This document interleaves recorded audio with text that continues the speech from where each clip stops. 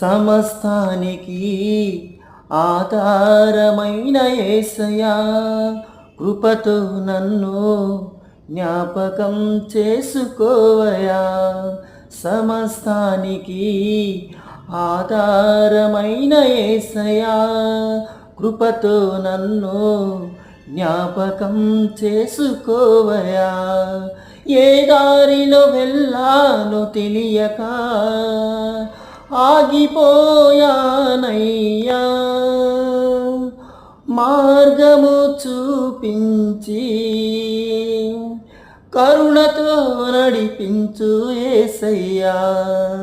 సమస్తానికి ఆధారమైన యేసయ్యా, కృపతో నన్ను జ్ఞాపకం చేసుకోవయా.